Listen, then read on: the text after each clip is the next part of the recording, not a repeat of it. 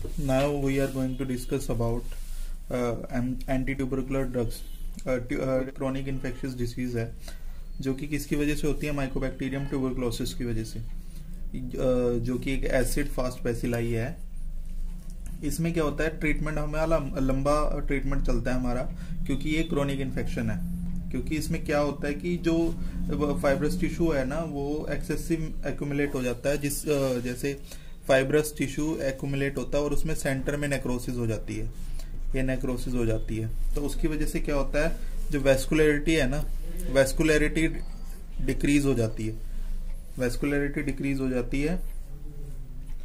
तो ड्रग का जो पेनिट्रेशन है ना, ड्रग्स का पेनिट्रेशन वो कम हो जाता है, क्योंकि वो नेक्रोसिस की वजह से, फाइब्रस टिश्यू का जो नेक्रोसिस है उसकी वजह से वो क्या होता है, वेस्कुलरिटी कम हो जाती है। अगर वेस्कुलरिटी कम है तो हमारी ड्रग्स अंदर नहीं जाएंगी, तो हमारा क्या होगा, तो वो जो है पेनिट्रेशन ड्रग की कम हो जाएगी। तो हम आज क्या पढ़ेंगे, क्लासिफिकेशन इसकी ड्रग्स की क्या होती है। फर्स्ट लाइन और सेकंड लाइन जो होती है, फर्स्ट लाइन में हमें कैसे याद करना है, IRPES, आइसोनियाजेट, रिफेम्पिसिन, पायरिजिनामाइड, इथेम्बुटोल और स्ट्रेप्टोमाइसिन। ये ड्रग्स इसकी फर्स्ट लाइन ड्रग्स हैं, जो कि स्टैंडर्ड ड्रग्स हैं। सेकंड लाइन जो में जो आती है, इथियोनामाइड, कैनामाइसिन, कैप्रियो और अमिकासिन। और अदर्स में हमारी सिप्रोफ्लॉक्सासिन, लिवो, ओफ्लॉक्सासिन और क्लैरिथ्रोमाइसिन, ये हमारी ड्रग्स होती हैं। जो आइसो मेनली ये किस पे करती है, सिंथेसिस खत्म कर देती है ये किसकी, माइकोलिक एसिड की। माइकोलिक एसिड जो होता है उसकी सिंथेसिस कम कर देती है। जो सेल वॉल होता है, सेल वॉल में प्रेजेंट होता है हमारा ये माइकोलिक एसिड। किसकी सेल वॉल में, जो ये हमारा माइकोबैक्टीरियम है, इसकी सेल वॉल में माइकोलिक एसिड प्रेजेंट होता है। उसकी वो जो सिंथेसिस बंद कर देती है आइसोनियाजिड, तो ये होता है। नेक्स्ट हमारे पास जो है वो इसके एडवर्स इफेक्ट, आप पता ही होगा, हेपेटोटॉक्सिसिटी करती है ये, और क्या करती है, पेरिफेरल न्यूराइटिस। क्या करती है ये, पेरिफेरल न्यूराइटिस। रिफेम्पिसिन क्या करती है, जो हमारा बैक्टीरियल डिपेंडेंट जो हमारा RNA पॉलीमरेज है उसको उसकी सिंथेसिस इनहिबिट करती है ये रिफेम्पिसिन। और पायरिजिनामाइड हमारी जो है वो क्या करती है, इंट्रासेलुलर जो बैसिलाई है ना, उसकी सेल वॉल पे एक्ट करती है माइकोलिक एसिड, सेम जैसे आइसोनियाजिड करती है वैसे ही पायरिजिनामाइड करती है। हेपेटोटॉक्सिसिटी हमारी इसमें भी होती है।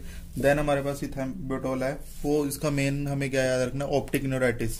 ऑप्टिक न्यूराइटिस करती है ये हमारा मेन एडवर्स इफेक्ट जो होता है इथेम्बुटोल का, है ना। वो हमारे पास 300 mg होता है ये आइसोनियाजिड। रिफेम्पिसिन हमारे पास होता है 600 mg, और हमारे पायरिजिनामाइड हमारे पास 1500 mg, 1000 और 1000, ये होता है हमारे पास।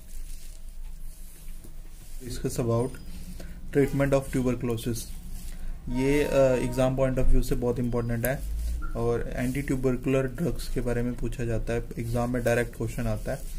इसमें क्या है, WHO ने, वर्ल्ड हेल्थ ऑर्गेनाइजेशन ने मल्टी ड्रग थेरेपी दी है, MDT। इसमें मेनली आपको 4 पॉइंट्स ध्यान रखना है, जो कि MDT से रिलेटेड है, कि हमें क्या करना है कि जो पेशेंट को है वो नॉन इन्फेक्शियस स्टेट में लाना है एज अर्ली एज पॉसिबल। वो कैसे करेंगे हम, उसको जो बैसिलाई है, ट्यूबरकुलोसिस बैसिलाई माइकोबैक्टीरियम, उसको हमें डिवाइड होने से रोकना है। वो कैसे रोकेंगे हम, 3 से 4 टाइम्स हमें बैक्टीरिसाइडल ड्रग्स देने हैं। तो हमें क्या करना है उसमें, हमें सेकंड हमें क्या करना है, ड्रग रेजिस्टेंस जो बैसिलाई है उसको भी हमें रोकना है। थर्ड हमें क्या करना है, रिलैप्स ना हो। रिलैप्स मतलब वो अगेन मत ना हो, तो उसमें ये हमें रोकना है, रिलैप्स रोकना है हमें सेकंड। तो हमें उसके बाद हमें क्या करना है, जो उसका टोटल ड्यूरेशन है ना इफेक्टिव थेरेपी का, वो भी हमें कम करना है। वो कैसे कम होगा, वो हमें ध्यान में रखना है कि पेशेंट वो मेडिसिन खा रहा है कि नहीं खा रहा। कई बार ये होता है कि पेशेंट कहता है कि मैं मेडिसिन खा रहा हूँ, TB की मैं खा रहा हूँ, लेकिन ऐसा होता नहीं है। तो हमें क्या करना है, उसका वो हमें ध्यान में रखना है। इसमें 2 फेजेस मेनली होते हैं हमारे पास, एक तो होता है इंटेंसिव फेज और एक होता है कॉन्टिन्यूएशन फेज। ये तो हो गए 4 पॉइंट्स। इंटेंसिव फेज में क्या होता है कि हमें 2 महीने का ट्रीटमेंट होता है। इसमें क्या करते हैं हम, जो इसमें हमें जो आइसोनियाजिन, रिफेम्पिसिन, पायरिजिनामाइड, इथाम्ब्यूटोल और स्ट्रेप्टोमाइसिन, इसके ये हमें देते हैं 2 महीनों के लिए। फर्स्ट क्या होता है, एच मतलब आइसोनियाजिड। आइसोनियाजिड हम क्या करेंगे 300 mg, साथ में हमें ये जो है रिफेम्पिसिन, जेड से मतलब इसका पायरिजिनामाइड, ई से इथाम्ब्यूटोल जो कि 800 mg है, फिर हमारा आ गया स्ट्रेप्टोमाइसिन और पैराडॉक्सिन 10 mg। ये 2 महीनों के लिए शॉर्ट ड्यूरेशन थेरेपी है। इंटेंसिव फेज में हम ये देखेंगे। अगर फिर भी पेशेंट को कोई भी रिलीफ नहीं हो रहा तो हम कॉन्टिन्यूशन फेज स्टार्ट करेंगे, जो कि है आइसोनियाजिड, पायरिजिनामाइड, रिफेम्पिन और डेली।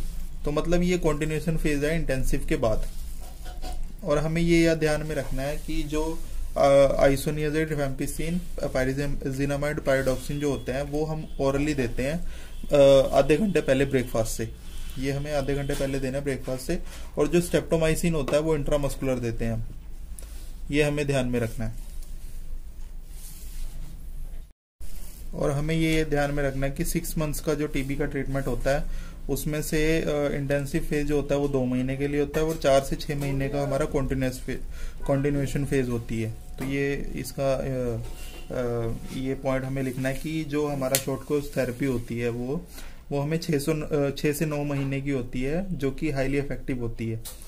जो इंटेंसिव फेज है 2 से 3 महीने की होती है और जो हमारी 4 से 6 महीने की होती है वो होती है कॉन्टिन्यूएशन फेज। और हमें इसकी डोज भी ध्यान में रखनी है।